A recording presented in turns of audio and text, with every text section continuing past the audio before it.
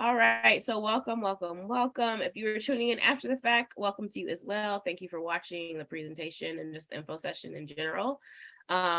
We are going to jump right in. I'm going to hand the floor over to Akosua from ACC Tours, who is like helping coordinate everything for us while we are preparing to go to Ghana and also while we're there.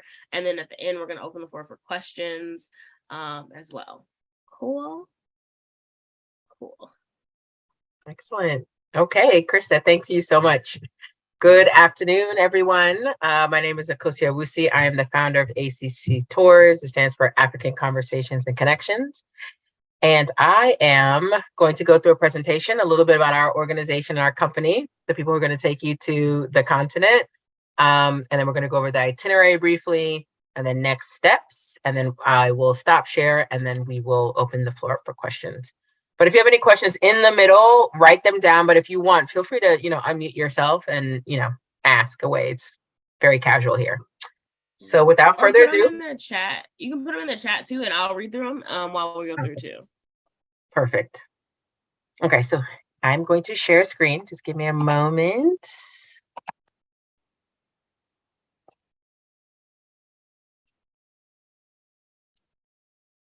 Okay, get this situated out the way.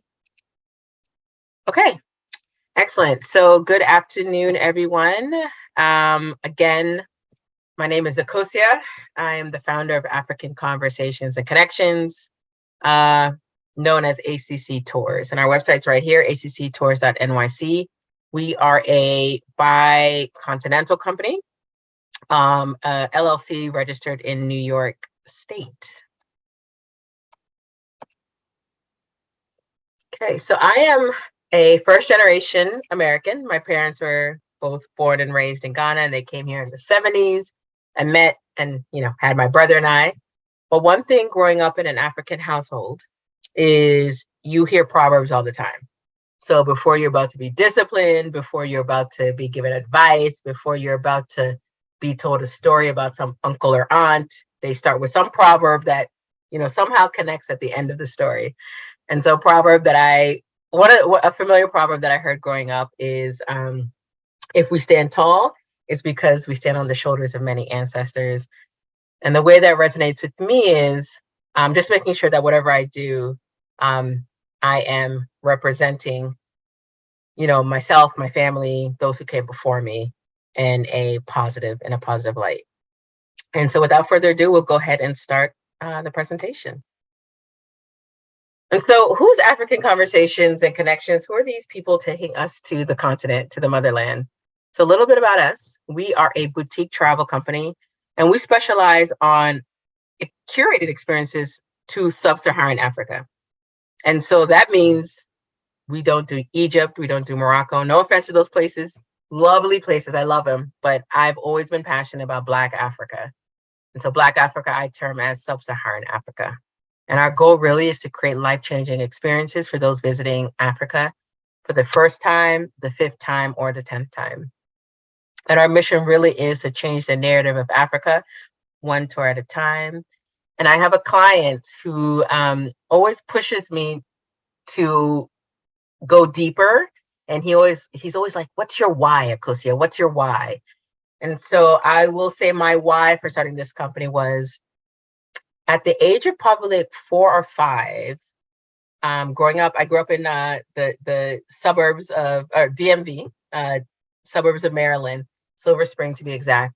And as soon as schools closed their doors, my parents had us on a plane to Ghana.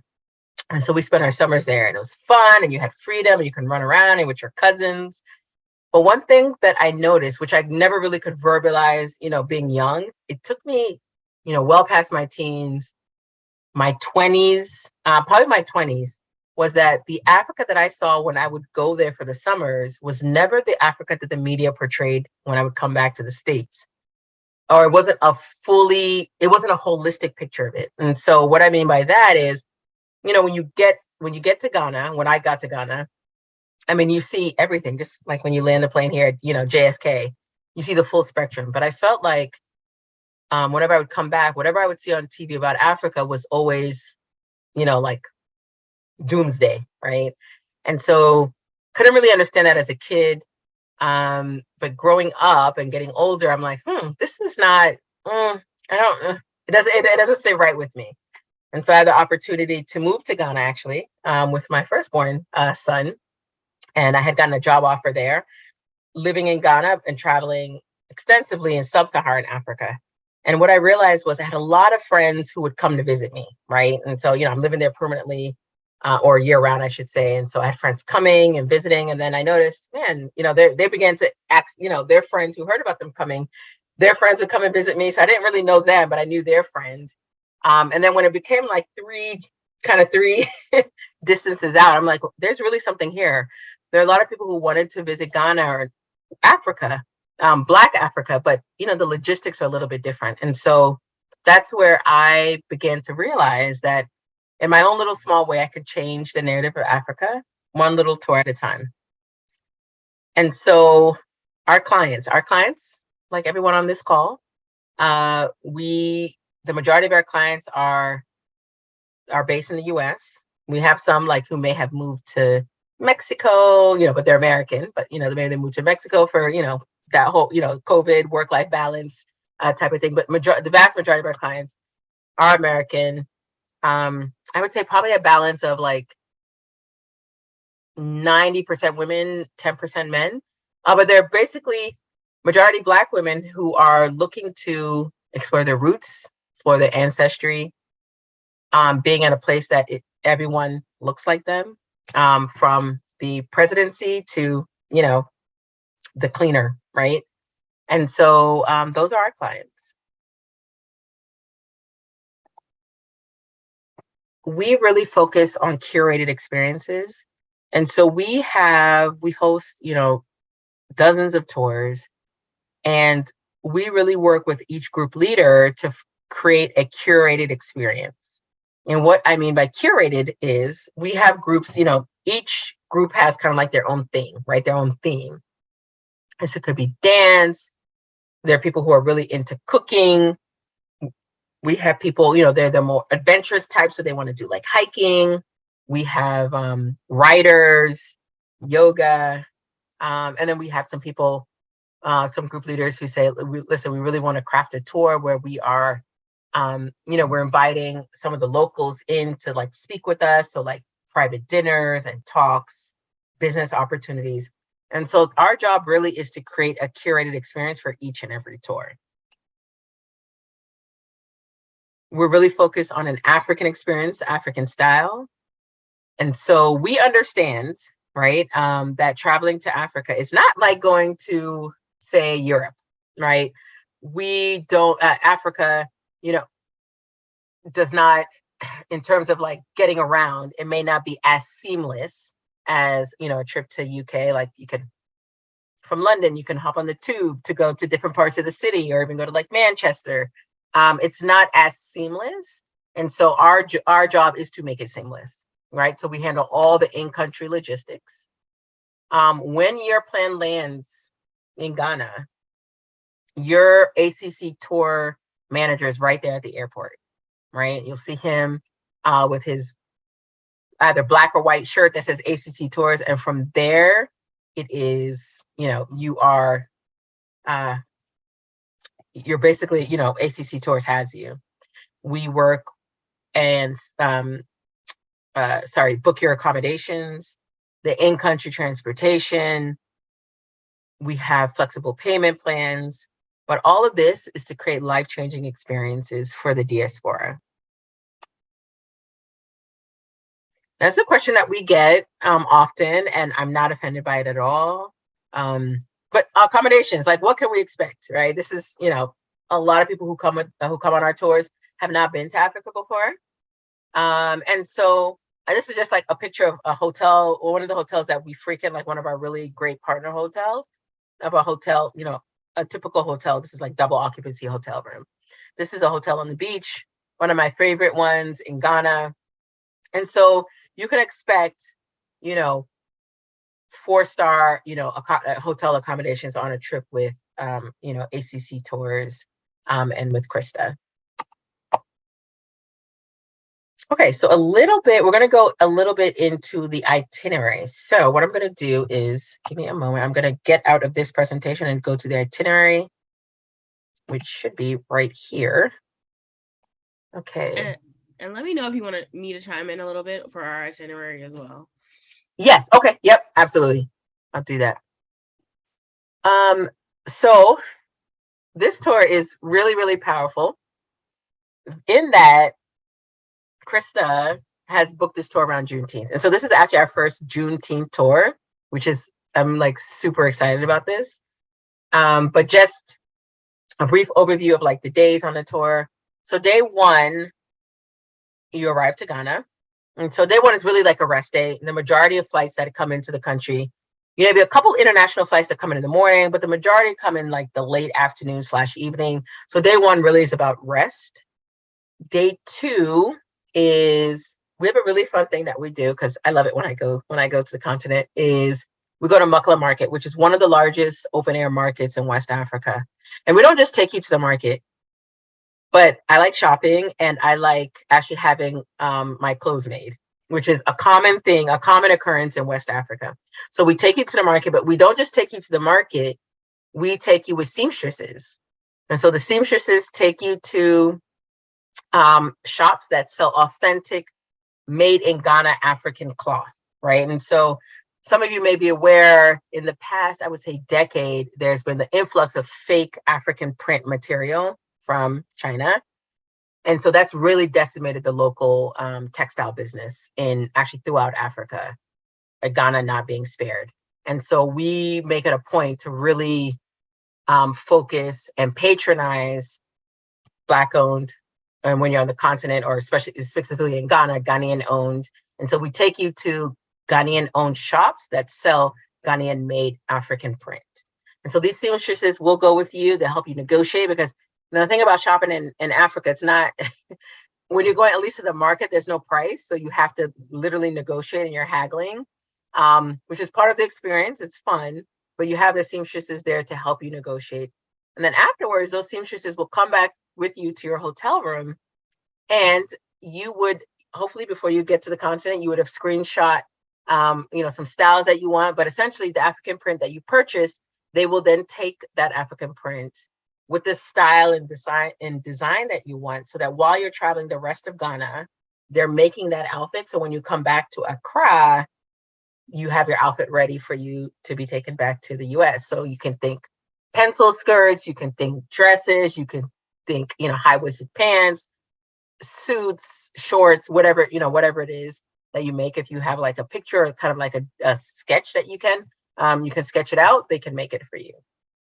We'll also have our a welcome lunch on day two as well. So after the market, we'll go to one of my favorite restaurants in Osu, which is kind of like the happening or eclectic part of Accra, and we'll have lunch there. Day three, we will go to the W.E.B. Du Bois Museum in Accra. So you may or may not know, Mr. W.B. Du Bois was invited to Ghana by the first president of Ghana to write the Encyclopedia of the Africana, right? So the Encyclopedia of the Black man. And so Mr. Du Bois came with his wife and he wrote the encyclopedia. And that house, literally the house that he lived in, after his passing, they made into a museum. It is beautiful. I mean, the history there, you're literally, as we go through the tour, we're in like the living room that he, used to relax and chill in. We go to his kitchen, his bedroom, his office, like his study with his books, original books. It really is a very, very powerful, it's a very, very powerful museum. And then he's actually buried there as well. Day four, we begin our journey throughout. So we're leaving Accra, right, the capital, and we're kind of starting our journey throughout the country. And we're heading to my sleepy hometown of Kwawu. And so Kwawu is so they call us in Ghana the mountain people. And so we live in we're from the highest habitable place, literally, in Ghana. And so it's about 2 hours outside of Accra. And we will head up a very steep mountain to my sleepy hometown. We'll spend, and there you'll see the difference. It's like super quiet, super relaxed. Like Accra is like New York, like busy, people all over the place, cars and honking and horns. But then when you get to Kuala, it's like the stark opposite. And there we'll just see like a different way of life. And there's a infamous waterfall in my hometown. We call the Fertility Waterfall. I And will so not be going in that waterfall. Yeah, I was thinking that too. I don't think I'm gonna go in that yes, water. yeah, do not. If you are not looking to, you're not looking to get knocked up anytime soon. You don't want to drink the water. So you can go in the water, but you don't want to drink. You don't want to take a taste of that water. And so, but it's beautiful for the optics and the pictures, and just you definitely want to bring your water shoes, or not even your sneakers. Your sneakers will get wet as you're walking through it, but like definitely some nice water shoes. But it's beautiful. And then we'll have like an event, like a spoken word in the evening. So we all know this is Black communities throughout the globe. Our histories are verbal, and it's passed down generation from generation. So we will have what we call an ochami, which means the exact translation is like someone who is like the speaker or the representation of those people. And so he will tell stories from like the old days that have been passed down and down and down. And we'll do that in the evening, and there'll be dancing and drumming. And it's really just really nice because you're surrounded with like trees. It's out at night, but like trees and like the mountains all around you. And it's really nice, really nice vibes. The next day we'll head to Kumasi, which is the capital of the Ashanti tribe, which I'm sure a lot of people are familiar with. One of the most powerful tribe in West Africa. And so we will take a tour. Kumasi is their capital city. And so we'll take a tour there. We'll do a kente and craft tour. And essentially what that means, we'll learn how kente cloth was made. So historically, the Ashanti king only allowed 7 villages to make kente cloth, because kente cloth historically was only the royals could wear it. It's not like nowadays where, kind of anyone could wear it. Back in those days, only royalty could wear it. And so we'll learn that history in one of the 7 kente villages. Day 6, this is the actual Ashanti, the current Ashanti king, Asante Hene. And so we will visit his palace. We'll learn about the Ashantis. They have such a long legacy in history, especially their fight against the British, the colonialists. We will also visit the Sword and the Stone, which they believe houses the soul of their people. Day 7 is, day 7, we are really, so we, had a taste of Accra and the metropolitanness. We've gone to, the clubs in Accra. We've gone to Sleepy Kwawu. We've gone to Kumasi, which also has like a nice nightlife. But now day 7, we are heading to what I call the emotion-laden part of the tour. So this is the real reason why a lot of diasporans come to Ghana, right? And so Ghana, where our country's positioned on the coast, we actually have the most amount of artifacts and basically legacy when it comes to the transatlantic slave trade. And so on Juneteenth, we will actually leave Kumasi and head southwest, and we will be visiting Asin Manso. And so Asin Manso, also called Ancestral River, is a village where during the transatlantic slave trade, when our ancestors were captured in the interior of the continent, they had to walk days and weeks and months down to the coast. And so one of their final stops for those who survived that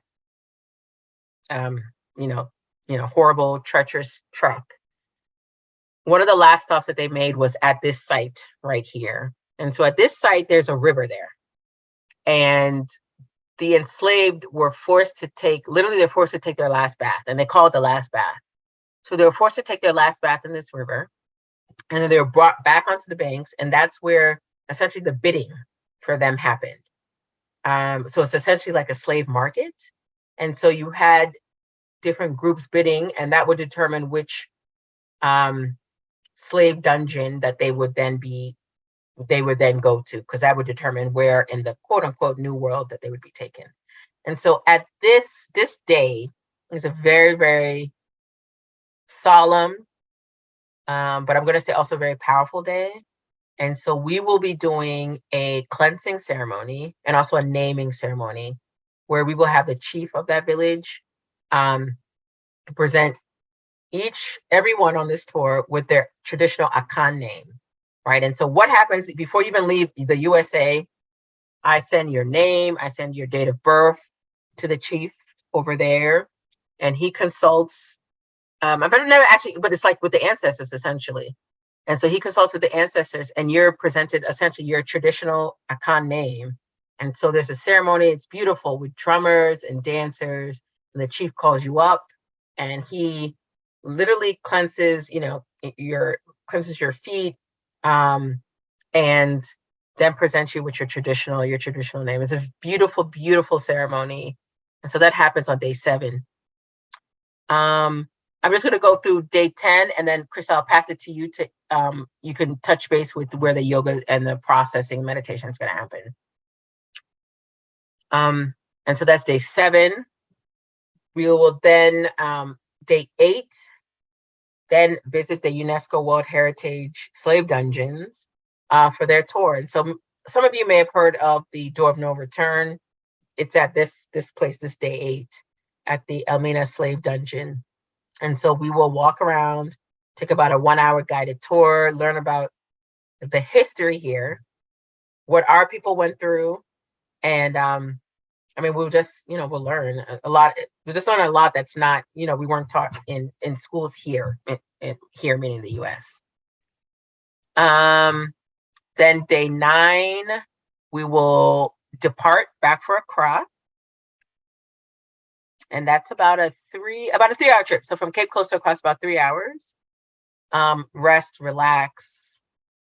And then day 10, we will take you all to the art center where you can buy your last minute knickknacks and souvenirs for friends, families, and loved ones. And then an evening departure back home to the US. And so I'll pause here. Christa, if you want to jump in and with where we're going to be interspersing the yoga, that'd be great. For sure. And then also we have a spa day at the end too. Yes, we do. That is right. Yes, that's day 9. Sorry. Just so everybody knows. No, because I think it's important, because I want everybody to understand, like, this is almost like a building type of tour, and it very much so is climactic on day 7 with our Juneteenth naming ceremony and that situation, and then it peaks between day 7 and 8, and then we come back down before we send you back to the US, because I don't want people to go back to the US just mad at white people and ready to kill people. That's not what we want here, you know what I mean? But I do think it's so valuable and so important, and even the reason why I decided to frame this retreat around Juneteenth is because I feel like so often as Black Americans, our history and ancestry is so tied to slavery, and is so tied to, the horrible truths of our country's past. But I want us to understand from a holistic standpoint that, one, our diaspora is way more far-reaching than just the American coast. And also our ancestors gave us so much more than trauma and heartache and this downtrodden history of struggle. There was a time where we were thriving and living, in harmony with ourselves, in harmony with the earth, in harmony with our higher power, and working together as a community. And granted, colonialism, globalization, all of that has come into play and really disrupted who we are as a people. But at the same time, we can still take pieces of our past and take pieces of our history to build a better tomorrow for ourselves and our kids. So I really wanted this retreat to center around that aspect of it, and the beauty of who we are as a people, and the beauty of who we are, globally as a culture, because Black culture stretches to every end of the earth, whether Europeans want to acknowledge it or not, right? It's like we are everywhere and we will always be everywhere. So that's how we even like got to this point of like, let's do this liberated yoga retreat, right? Because I do want people to feel liberated and empowered after the retreat. Yep. So each day we will have a yoga practice or meditation. So not day one. Day one, we're going to come in and we're going to relax. But day two, there will be yoga before we go to the market. Day three, there will be a meditation either in the morning or the evening. There is also meditation days, day 4 and 5. I do believe day 6 is also a yoga day. And then day 7, after we go through the naming ceremony and all of that, there will be a guided meditation with journal prompts for us to really like take a moment to reflect on like what we're feeling from that, how we feel connected to our ancestry, how we feel empowered within ourselves. Day 8 as well, there is going to be a meditation on the beach after we do that tour of the slave dungeons. I've never personally visited a slave dungeon, but all of my friends who have say it's a very emotional and triggering experience just to like understand what our ancestors had to go through before they even crossed the seas to come to America or wherever they were going to be placed after they were sold off. So I do want to like hold space for people to process that accordingly and really figure out what that means for them and how that can serve them outside of the space, once again, of just the trauma. But because I'm a strong proponent that trauma isn't trauma just for trauma's sake, that there is a lesson and there is power to be found in each traumatic experience that we have. And in turn, each traumatic experience our ancestors have gone through, it's for us to find a moment of like empowerment, of triumph, of something that we can learn to move forward within ourselves that will evict growth. So I don't want us to just like have this like traumatic experience just for trauma's sake. Like that's not productive. And then on day 9, again, we're gonna either day 9 or 10, because I think we have 11 days, but I'm not 100% sure. So let me backtrack on that. But either day 9 or 10, we do have that spa day, because I, again, want people to feel like rejuvenated and energized before we get back to America, because I don't want you to leave this retreat feeling depleted. I want you to leave feeling full, feeling seen, feeling like there is a space where you truly do belong in this world. Because I feel like a lot of times, specifically as Black women, so many people try to downplay who we are, our intelligence, our power, the way we resiliently, navigate this world. And I want you to go back into the spaces you navigate every day, feeling empowered and ready to do so. So that is my biggest goal for this retreat, is for all of us to like leave just ready to take on whatever challenges that we personally are dealing with in our career, with our families, etc. So that is my goal for this retreat. And I am extremely excited about it.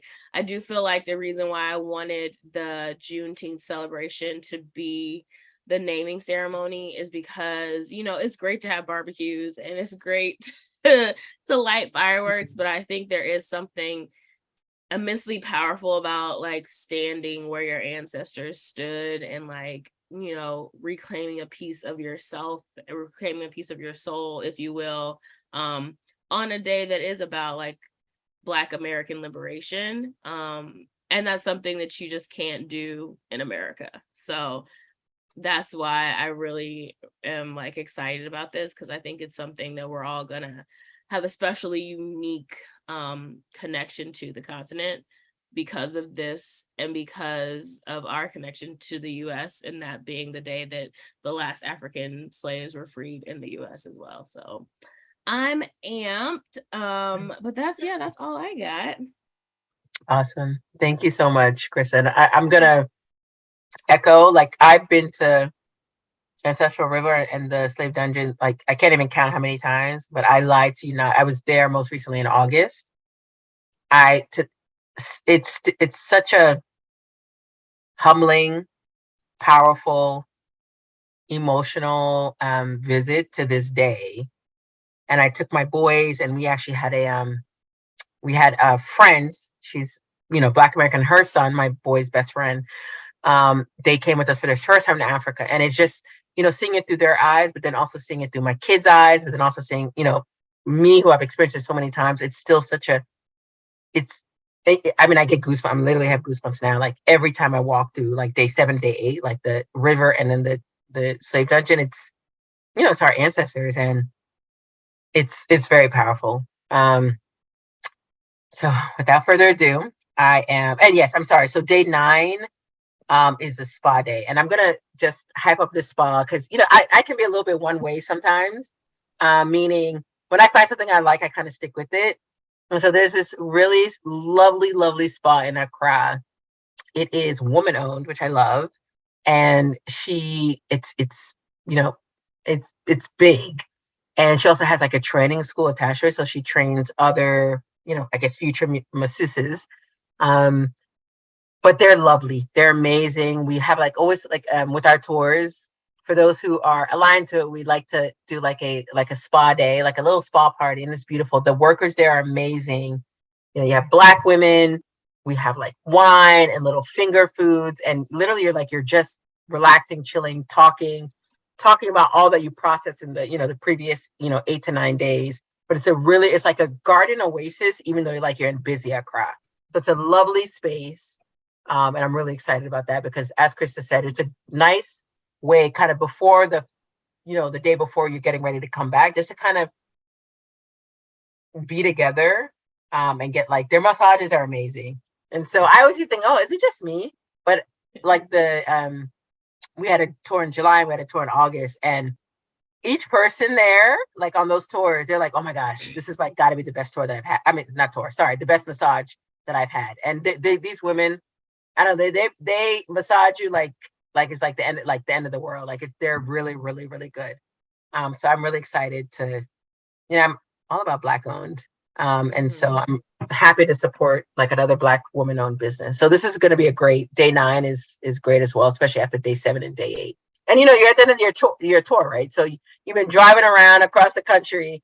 So it's nice to kind of get those aches out of the muscles kind of before you head back on your long flight back to the US.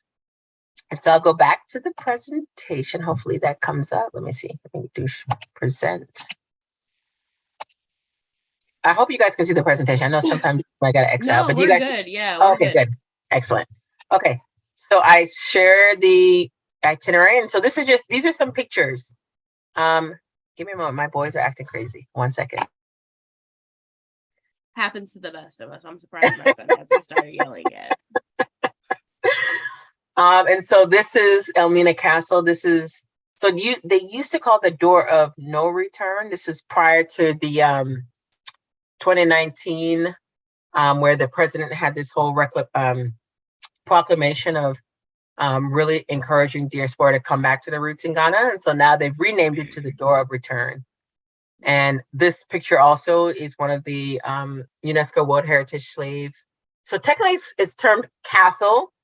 But I have a wonderful tour guide. You guys are gonna love him. He's the tour guide that I specifically use when we go to Asin Manso. So he's the guided tour guide there.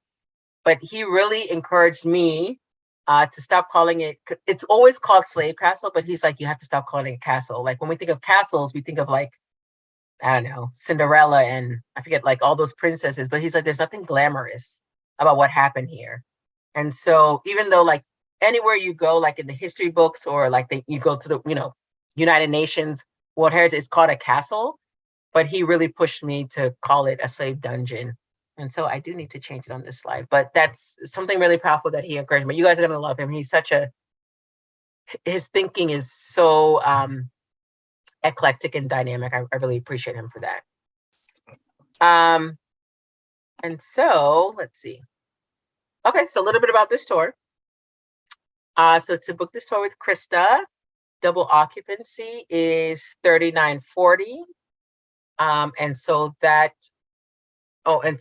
$51.20 if you want single occupancy. And what that includes is all your accommodations in country with daily breakfast. It includes your in-country transportation with our wonderful driver.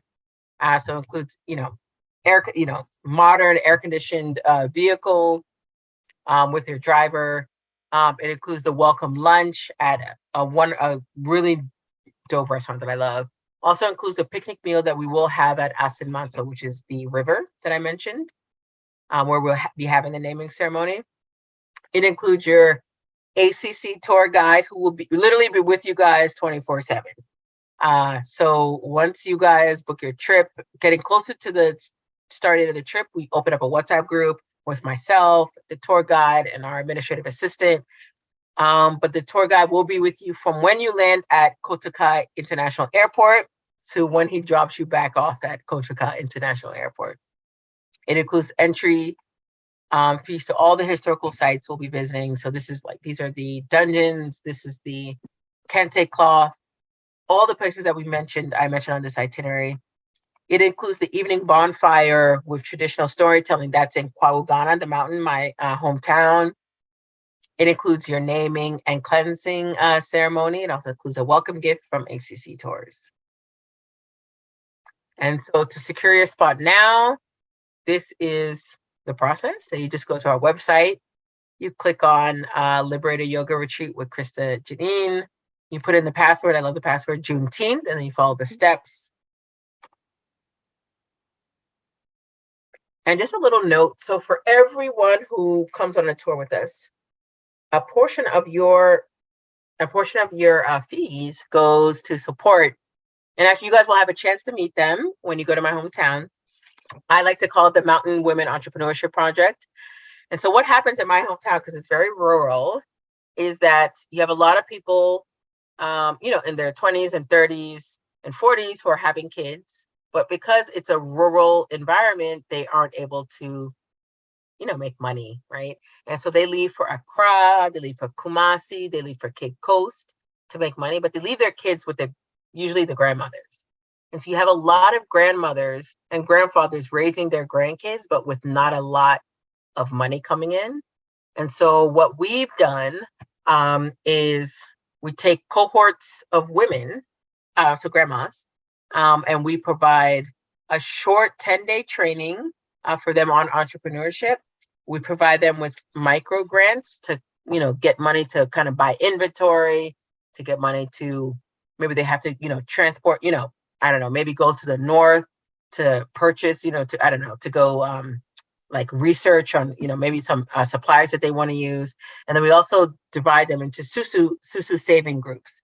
And so that's our little impact to my small hometown. But that each person who joins this tour, they also have an impact on that.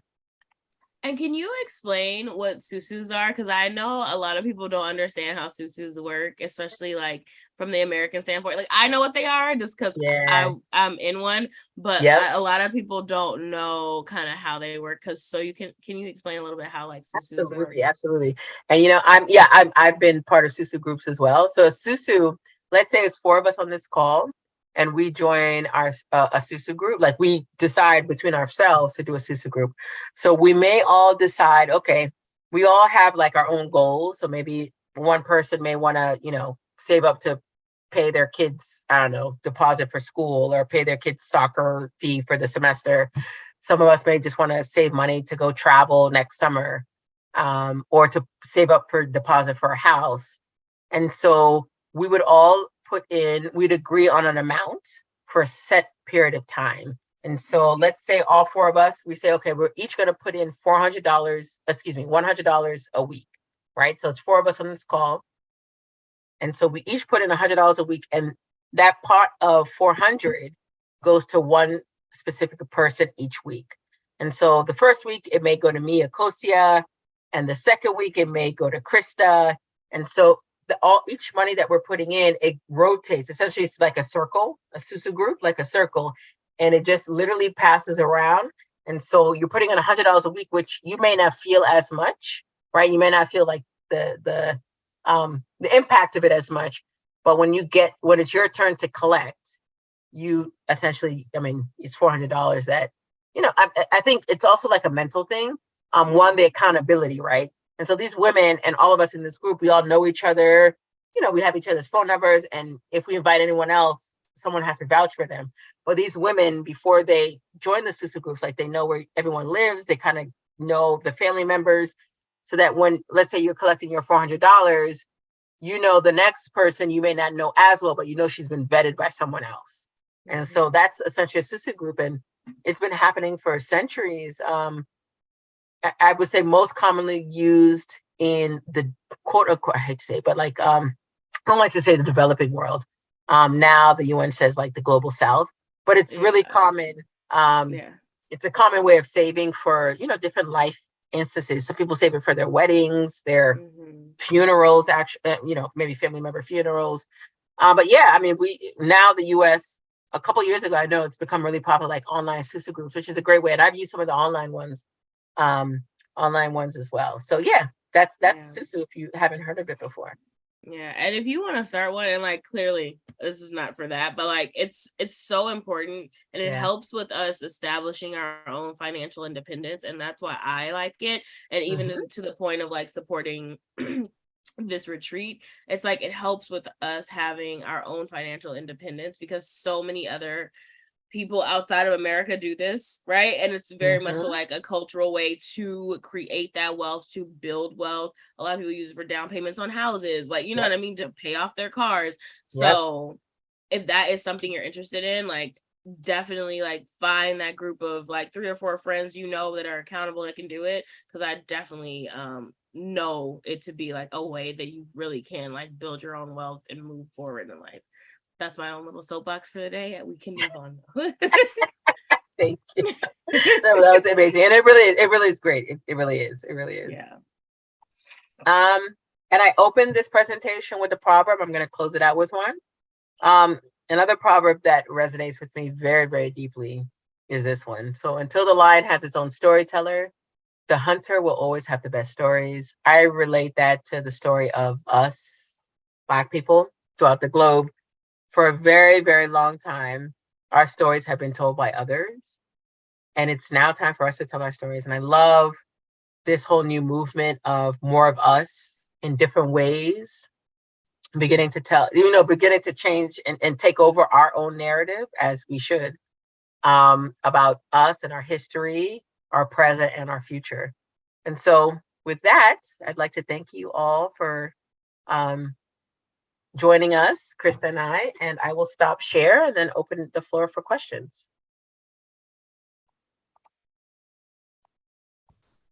Yeah. So do you guys have any questions about the tour, about the retreat, what we're doing, financial obligations, like anything? I definitely would like to learn more about the financial aspect and what a payment plan would look like. Sure. So that's it. Oh, go ahead, Christa. Go ahead. No, go ahead. I was just gonna say, like, the deposit is $500, and then you have until when to pay it off? 30 days before the retreat. So May. So May. Okay. So you have from now until May to pay it off, right? Oh, now that doesn't include flight. You still would have to like figure out flight there, but you have between, if you make that $500 deposit today, you have until May to pay it off. And there's no like, oh, this is how much is coming out of your account every 2 weeks. It's that reminder that you have until May to pay off your trip. Okay. You pay it off how you see fit. Oh, and that's great. And I'll just add one small caveat. And so exactly what Christa said. So when you go into the system, it's all automated, right? And so if you need any adjustments, just email me. But it literally is, I don't really do much with the system, but essentially you put the $500 deposit.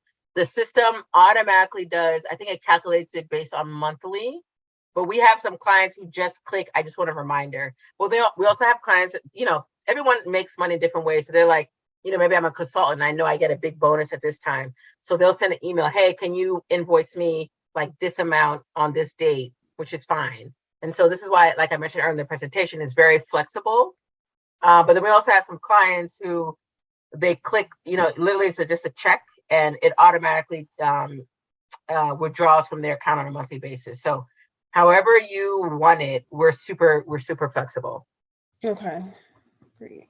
And is there a cap, like a maximum amount of people? Like, should I be worried about getting in that deposit before a certain date? Yeah, so I don't want this to be more than like 10 to 15 people. We want to keep the group small. In an ideal world, I really just want it to be 10 people, but some people might like trickle in at the very last moment, and I can't kind of control that. But the cap in an ideal world is 10 people. I want this to be an intimate situation where we really can absorb the culture, absorb the experience, and there's not a lot of like noise and clutter around for us to get distracted by. Okay. And I'm just gonna jump on that. I think, Christa, I think that number's a really, obviously I'm a businesswoman, right? So, but I do think at 10 is it's a good number. Like we have another tour. He keeps it at 10 because, like they're going out at night. Like there's something like when you begin to know like these other nine people, it's like these people are like family now. Like I have like a WhatsApp group. I still haven't closed it because they're like still literally WhatsApping each other. If it's not every day, every other day. So that 10-ish is it's intimate. They were hopping on taxis and Ubers to, go to clubs, and they were on Instagram finding restaurants. And so they were like, you see two people, like they really meshed, and they went to the spa like 3 times before they left the continent. It's really interesting, but I think that's it's a nice number. Yeah. Wait, so you said people went to the spa 3 times? You have like an option to go to the spa whenever you want? Well, they had like the day, they had the day that was quoted to them, but they liked it so much and they kept going, and they were like, I just got off the flight. My body aches. And so they went, and it's, you have to understand the dollar goes so much further there. Mm. And I'm telling you, these people, they appreciate it so much. Like they appreciate it. And it's, yeah. I'm gonna meet one of those people too. She's like, I'll be at the spa. But that's a good question though. So do we need to convert our money, or should we just like bring dollars? That's a great question. So Ghana does not accept the US dollar. So what I tell my clients, and so a great thing, I'm going to turn on our own horn. So ACC Tours, we do 3 Zoom calls monthly, 3 months before departure. And so we talk about all of this. But just to, Christa, to answer your question, I always tell my clients, you want to bring a major credit card, and a major literally just means Visa. They rarely accept, no Amex, rarely accept MasterCard, so it's Visa. But then I always encourage my clients, and me, myself, you want to bring cash, right? And so I will say, I took our tour in August. We took like we did a poll, on like, because people always ask me, how much should I bring? I'm like, I don't know, it depends on how much you shop. But long story short, that was a 12-day tour, and we had the person who spent the least, they said $500 to the most $1,100, and that was like shopping. Like I'm telling you, these people were shopping. But I say that to say, I tell people, when you come into the country, you have to bring, if you bring cash, you want to bring the new notes. Ghana does not accept, when you go to the Forex Bureau to exchange money, they don't accept any of the US old bills. And so you want to bring, I would say $100 or $50 bills to exchange. And then you can bring your ATM card and pull it out if you've spent all the, the hard currency that you brought. But yes, a mix of hard currency and then your ATM card, which should be a Visa. You don't want to get stuck with the Amex and MasterCard, and they don't accept it there. Yeah. And then, sorry, because I get wrapped up on numbers. So should we go to currency exchange there when we get there, like in the airport, or should we do it before we come? You will not get Ghanaian currency, which is the Ghana city. You won't get it in the US. So okay. I tell all of our groups at the airport, once you get your baggage, right before you get that last door, which is the glass door, you'll see Dennis, our team there with the ACC Tours. To the left, there's a currency exchange place. So I would change like $100 or $200 there, because the next day y'all going straight to the market and y'all gonna be shopping. Most of the women on our tours, they kind of go a little bit crazy there because you're getting like bespoke items made. And so I would do like $100 or $200 there. And then the rest of the time, Dennis, like our team on the ground, and we plan how often to go to the Forex Bureau, or if you need to go to the ATM. Oh, okay, good. That's great. That's great to know, because I've been on like other tours where I'm not the tour lead, for instance, and there's isn't that time to like go get more money. So I'm like always now when I travel for retreats, I'm like, let me make sure I have all my money before I go. Okay, so that's good. No, yeah, we make several stops at ATMs or forex bureaus. Yep. Okay, perfect. About like how much did those custom made tailored outfits cost? That's a great Because I'm question. gonna get a couple of those. That's a great question, because I get this question a lot too. So I did have our seamstress kind of create a list, like, okay, like a simple, straight dress. And so if you translate it to dollars, so you have to, inflation also skyrocketed, like America, they say when America, what is it, sneezes or something, the world, I don't know, whatever, something. Yeah, gets the flu, yeah. Yeah, it catches a cold, right? And so, but when we were there in July and August, I would say if you wanted okay, let's say you wanted like a pencil skirt, that should be no more than in July, August, it wasn't more than $10 for them to have it made. And so I would say a dress, like a full dress, might be $20. So you buy the cloth and then $20, $25. That was in July and August. It might change because of inflation, all that stuff, but that's the range. And you're having custom made to your body shape and size, and bells and whistles. That's amazing. Yeah, I see how people can ball out there. And I'm like, what? I'm excited. I'm sorry, Kari. On the flip side of there being a maximum amount of people, is there a minimum that is needed to make this trip happen? Not in my regard. So, well, no, there isn't a minimum. If you guys want to come and it's just the three of us, I have friends that I know are coming too.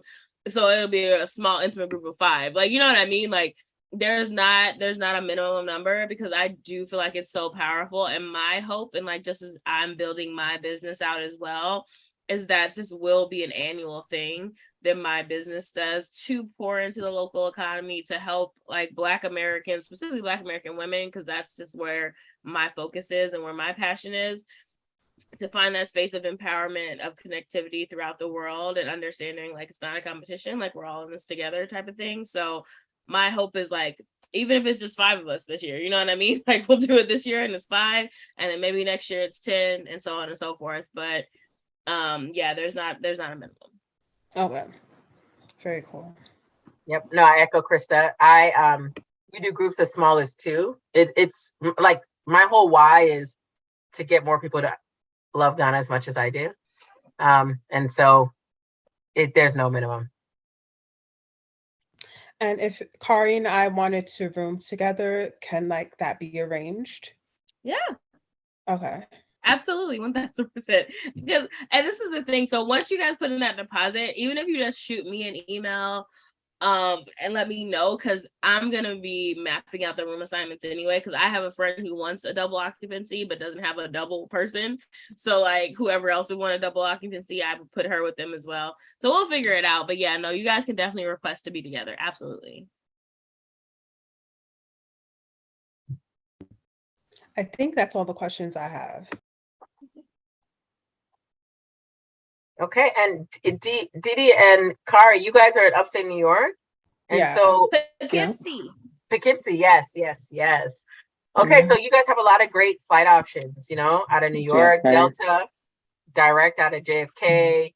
I mean, all the European flights, and then also United out of DC is direct. So you have 2 direct flights, Delta, JFK, and then United DC, and then the rest like European, like the British Airways and the. Well, by the time the trip comes along, I will have relocated to Texas. So. Okay. Yeah. Where are you moving in Texas? Houston. Okay. Yeah. Yeah. Because I think my plan, because since I am coming from LA, I'm flying into New York. Like my plan is to fly to New York and then book my ticket for this from New York over. Okay. So is that something I should still consider? Like, would New York be the ideal place to fly out of, regardless of where I relocated to? that's my plan. But also again, like I have friends in New York too, so it gives me another excuse to go to New York before I like fly out. But it is like, it's an easy flight. It's direct. That's an option I can do because I do like work remotely, so I could like come home, like stay with my parents or something for like a week before the trip and then just fly out or something. So I guess, And Kari, no. So from LA to New York is so I'm doing 2 direct flights. I'm doing LA to New York, and then I'm doing New York to Ghana. Yeah, so both of those are direct, but I'm just gonna hang out in New York for like a day or 2 before I come over. Awesome. And the one other note, Kari, you talking? You're on mute if you're speaking. Were you speaking? No. Okay. She was thinking out loud. She was thinking out loud. The one other thing, one of the calls, I think the first call that we have, the first Zoom monthly call, we talk about getting a Ghana visa. And so you all know you have to have a passport that is at least 6 months, right, prior to expiration to travel. And so I get this question a lot because we go over how to do the Ghana visa, because admittedly, my countrymen, we did not do getting the visa is not that easy. It's not that it's hard, but it's just you have to go online and just do all these steps. But I will say, there are 2 options for your Ghana visa: a 5-year multiple entry and a single entry. The 5-year multiple is $100. The single entry, $60.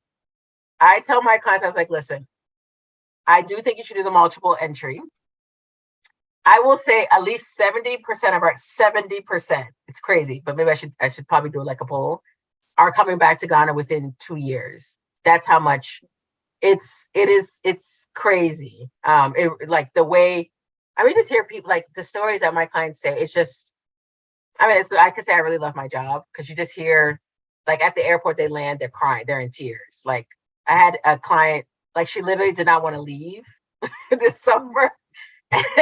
And I felt bad because I never want to leave too, but it's like she's crying and she doesn't want to get on the plane, and she's like, she just feels so free. It's beautiful. So obviously I get no benefit if you get a 1-year or 5-year visa, but I just know as a Black person, and I tell people, I had a client this year, my August group. She's like, oh, well, she's like, I know you're Ghanaian, but why, why Ghana, I'm like, you know what? Selfishly, I have 2 boys, 13 and 10. I was like, and we used to live in Ghana, but I say selfishly, I use it to detox them from everything that they see here. Like when they go there, they're seeing all the, what do you call those? The billboards. It's like Black women, but it's not just like white, like black women. And they're thick, and they got hips, and they got everything. They got natural hair, they got weaves, they got wigs, they got everything. And then like even the shows, my boys do not watch soap operas, but even, somewhere subconsciously, like when you see like the Black man chooses like the dark skinned girl, like, they're not watching it because they're watching soccer, but they're like, somehow I'm hoping that it's digging into them. And the currency, I should have brought that. Like the currency is like all Black people, so I use it very, very selfishly to like detox them from here. When I said that to her, she was like, wow, that's she's a Black woman. She's like, that's very, very powerful. And the white people, they were just quiet because that tour was a mixed race tour. But they were just like, they never thought about it that way. But it's so no, yeah, I do think the 5-year visa would be fruitful. And it's just $40 more. Like, let's just be honest. Exactly. I too, I'm the airport girl. Like I'm mourning every time I come somewhere. I'm crying like, on the plane, like bad. So I'm definitely gonna get the 5-year one, because why not? Why not? Yeah, and it's and again, this will be my first trip to the continent. But all my friends that go, they're just like, they never have felt so at home, right? And I think there's something to that understanding like this is actually where our home is and where we are rooted on a soul level. And for me, I'm all about energy. I'm all about that sort of thing. And it's like, this is where you can energetically be most recharged in a way that you can't get anywhere else on the planet. You know what I mean? Like all of our ancestors have come through this. If we are Black Americans living today, all of our ancestors have traveled this path and have walked these, these streets, these roads, these these paths, and it's so real. And I don't think people understand, like, just being in spaces where you are so deeply connected, it makes you want to stay. Like, why would I connect to this bullshit in America? You know? And granted, you gotta make money, we gotta live our lives, but like still, it's like it's that deep connection of feeling like that soul tie in a real way that's like productive for you. Well said, Christa. Well said. I have another question. At the end of like one of the emails you just sent, it was like how to prepare.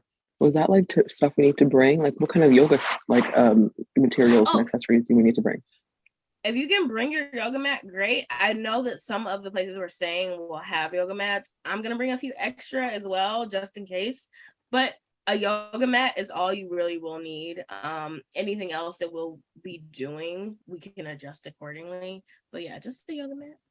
I think what she's referring to is like, it must be an automated message. It just says how to prepare for HIIT flow, yoga flow, meditation flow, that. I think that's just like an automated message for your like remote, like, or maybe on site classes. Oh, yeah. Yeah, don't worry about that. A yoga mat's all you need.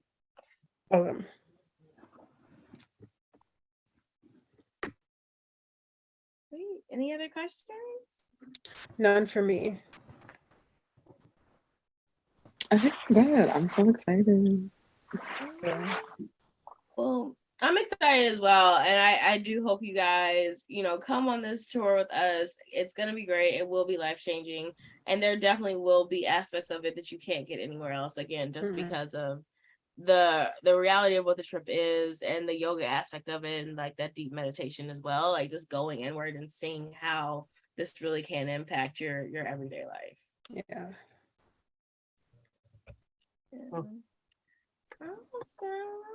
Awesome. Ladies, thank you so much. If you guys have any questions, feel free to reach out to Christa or myself. And we hopefully look forward to welcome you guys next June. Thank you so much. You'll see me. I'll be there.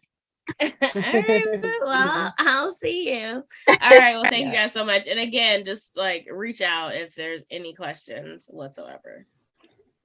Will do. All right, have a good night. Thanks, guys. Have a good week. Bye. Bye.